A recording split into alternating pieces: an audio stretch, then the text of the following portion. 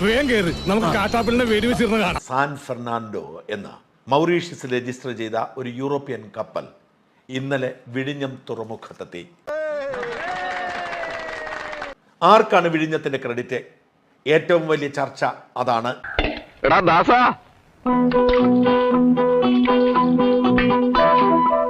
പിണറായി വിജയനും CPM-കാരും പറയുന്നു പിണറായിക്ക് മാത്രമാണ്, ഈ സർക്കാരിന് മാത്രമാണ്.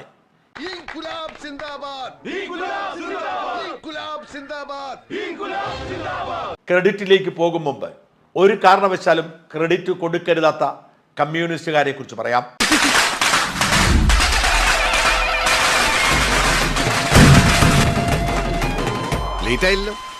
ഈ പദ്ധതിക്ക് തുടങ്ങുന്നത് വരെ തുരങ്കം വെച്ചവരാണ് കമ്മ്യൂണിസ്റ്റുകാർ. അതിന് നേതൃത്വം കൊടുത്തത് ചെങ്കൊടി മാത്രമായിരുന്നില്ല, പിണറായി എന്ന വികസന വിരുദ്ധൻ കൂടിയായിരുന്നു.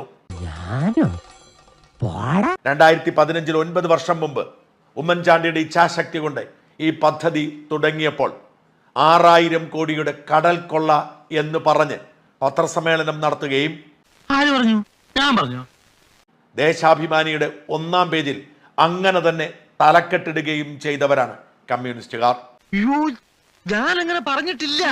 96-ൽ EK നായനാർ മുഖ്യമന്ത്രി ആയിരുന്നപ്പോൾ BOT വ്യവസ്ഥയിൽ ഈ പദ്ധതി നടപ്പിലാക്കാം എന്ന് തത്വത്തിൽ തീരുമാനിക്കുകയും എത്ര മനോഹരമായ നടക്കാത്ത സ്വപ്നം. ആ പ്രഖ്യാപനത്തിലും പഠനത്തിലും അത് ഒതുങ്ങി.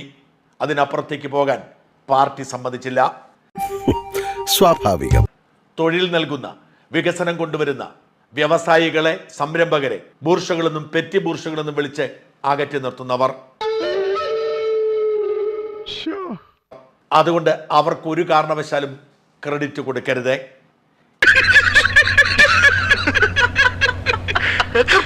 അതിന് വേണ്ടത് ട്രെയിൻ, റോഡ്, ഗതാഗത സൗകര്യങ്ങളാണ്. അതൊരുക്കിയിട്ടേ ഇല്ല. 2018-ൽ കരാർ കൊടുത്തു എന്ന് പറയുന്നു. ചെറുപരിൽ അനങ്ങിയിട്ടില്ല, സ്ഥലം ഏറ്റെടുത്തിട്ടില്ല.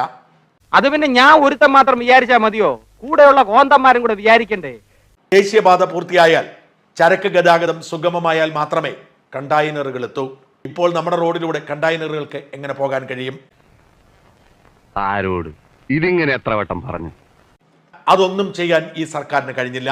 അതുകൊണ്ടാണ് വിഴിഞ്ഞം പദ്ധതിയുടെ ഗുണമുണ്ടാകണമെങ്കിൽ ഈ നശിച്ച സർക്കാർ അവസാനിക്കണമെന്ന് പറയുന്നത്. പണത്തിന് മീതെ പരുന്തും പറക്കില്ല എന്നൊരു വർത്തമാനമുണ്ടല്ലോ, അതാണ് ഇവര് ബാധകമായിക്കൊണ്ടിരിക്കുന്നത്. കിട്ടേണ്ടതൊക്കെ കിട്ടിയല്ലോ, സമാധാനമായല്ലോ.